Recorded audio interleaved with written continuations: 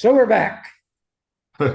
So, people say age is just a number, right? And it is just a number, but it signifies something, like many numbers signify things. And it's a heavy number.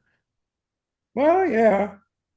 Um, but what are you going to do? No, I'm not going to do anything. I thought getting to 65 was a big deal, and I was very happy with that. I understand that, and This is I can't. 25 years later. My God, could that be? It's a lifetime. Yeah, it's a lifetime. Anyway, speaking of that, though, I was going to talk today about long-term care insurance, which, if you haven't bought it and you're an old person, don't buy it now because it's going to cost you a fortune. It's too I, late. I bought it a long time ago and I've been paying into it forever, and finally I'm realizing some a reward from it, and it's a great deal. It's a great deal when it finally starts to pay off. Yeah, you have an amazing support system now.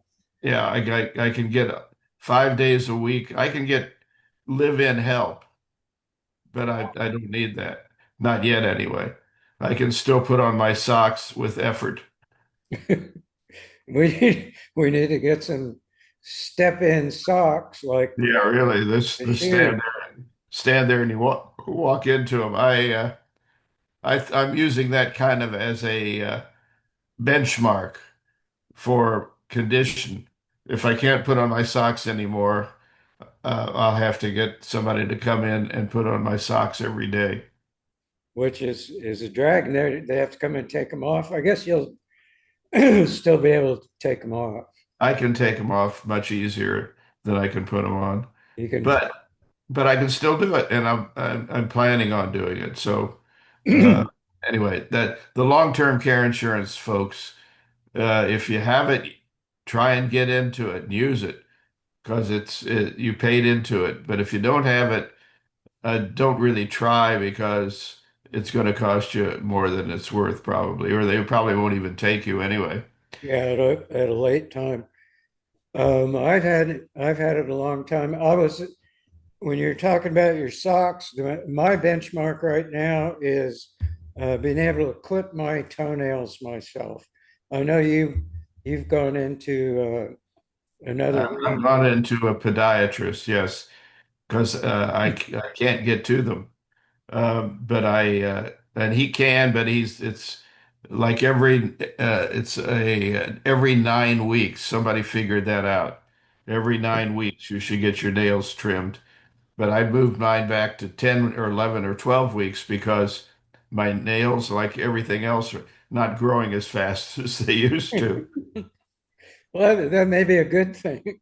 Yeah, I guess it doesn't seem to matter how long your nails are, but I don't think you want them to burst through your socks or your shoes. You don't want to do what was the guy? Howard Hughes Yeah, was a yeah, guy who had fingernails this long, and he just got really weird, I think, at the end there. I'd say so. He was a mad, I guess, billionaire probably when there weren't as many billionaires around as there are now. But yeah, he turned into a nut, and I don't know if that was part of his uh, DNA somewhere, or just he had too much money and went nuts. Yeah, well, yeah, I don't know. Well, I'm sure there's tons of stuff on it, but maybe it was sort of a dementia deal for him. Could well have been. I haven't followed. I didn't read anything about him really. He was a really innovative guy, but it was probably dementia. Yeah, He was, Musk is sort of a Howard Hughes of today. yeah, he is very much. And I don't diagnose these things, but he's got some crazy in him too. Well, I guess I don't know. I can't even imagine what it would be like to be the richest man in the world. And Or how about just a rich man? You don't have to be the richest. That's true. I wouldn't. I can't. It's hard to imagine even being a rich man, but I could try that, but not. You sure? I think everybody could try it and see what it's like. A lot of people are unhappy with their money, but I think I'd be happy. I think you could. I think I could. Um, and anybody wants to send in a bunch of money and let me try, I'll let you know what happened. How's that? Yeah, they'll be glad to hear For an uh, offer. that you bought your first yacht. I'm I'm offering to let you know what it would be like to be, say, a billionaire, and I'll let you know every day if you send me the money. Well, if people start sending you money, I get half because we're brothers, right? We're the Yeah, elderly brothers. We're for the sure, elderly brothers. for sure. I would urge you to send us big piles of money, not just dollar bills, because we're big spenders. I just put in an order at the liquor store for another $196 worth of liquor, which lasts me a week. Well, so you need a lot of extra money to pay for all the liquor. I do, yeah. Well, at least pay for that. So I was this is I don't know what we're talking about here, but I went on Saturday, I think it was, for the first time to the Loeb Museum at Vassar College, I believe it's college, uh, and was blown away. It was amazing.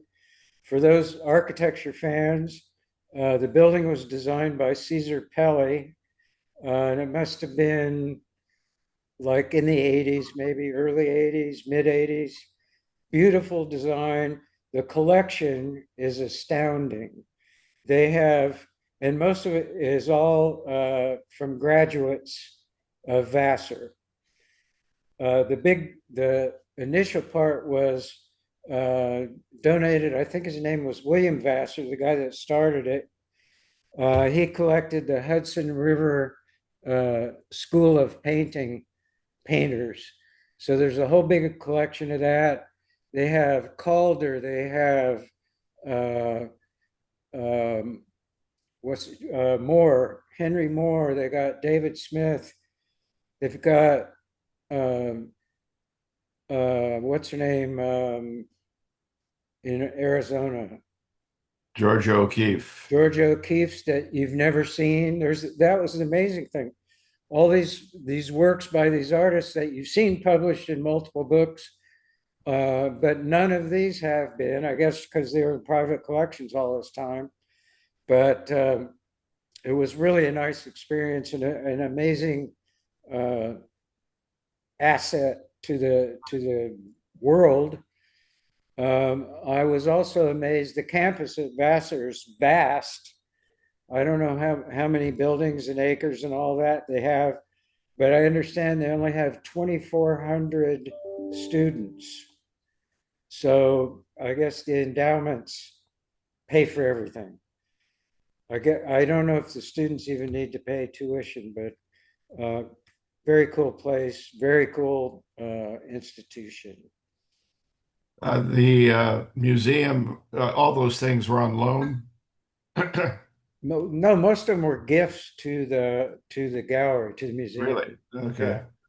because they were a bunch of wealthy old people. They had all this artwork, and they didn't want to give it to their kids, I guess, or maybe they That's gave nice. it. That's yeah. That's nice though that they gave it to the museum, and it sounds like a lovely place. It is. I'm going to go back because evidently they change the exhibits a lot, and I mean it's just amazing, first class work. They have a gallery of contemporary artists that I hadn't heard of, and that cycles as well. So it's really a very nice thing I don't know where Vassar is. Where is it there? in Poughkeepsie. Well, it's real close by. Yeah. Yeah, it's just across the river from me. It's a half hour from here. Well, you need to get on their mailing list.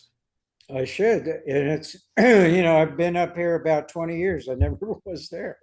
Hey, well, there's probably a lot of other stuff like that around too. I'm sure there is that I have yet to explore. Well, I think we've explored all we can explore today. I Check guess it's kind of at low. Elderly Brothers US. You can see it on Larry's screen. I'll stop talking and you can look at it. At YouTube. Um, I don't know. I'll look when we download this to see if I think we may both be up at the same time, but I'm not sure. That'd be good if we were, because I like the looks of it better. And then you don't have to switch. Well, I don't know. Either way, I suppose. And But you can see how yeah, interesting our faces are. yeah. And mine is much more interesting than it was about a month ago because I got a new computer that has 2 trillion pixels on the screen, so you can see my pores, all the pores and all the wrinkles and all the blemishes, whatever they may be. You have access to them. You sort of I mean, I've explained, I think, in the past why I have this hair on my chin because it doesn't show my chin that way in my neck, which yours shows, and it's kind of I know. it's sort of lumpy. Turkey neck. So I have to sit like this. So if anybody's still looking at this, uh, subscribe, like us, share, do all that stuff, uh, Tell your friends and neighbors and tell all your and your friends. relatives. And why don't you start to sign off? Okay, I'll start to sign off. I'll say, I love you, my brother. I'll say, I love you, my brother, in perpetuity. And perpetuity is a very long time. And we'll talk. When you see this in 2050, you'll know that it was in perpetuity and it will continue to be perpetrated. Who knows? Yeah, it could, Yeah, and it won't that be a value to society? it could be. There'll be studies done by psychologists and stuff to see what made these guys run. And why Anyway, we why we wanted to even. and why we decided to do this. Yeah. So anyway, I do love you, and we're going to sign this off. Okay. Till next time. Bye, everybody. Bye.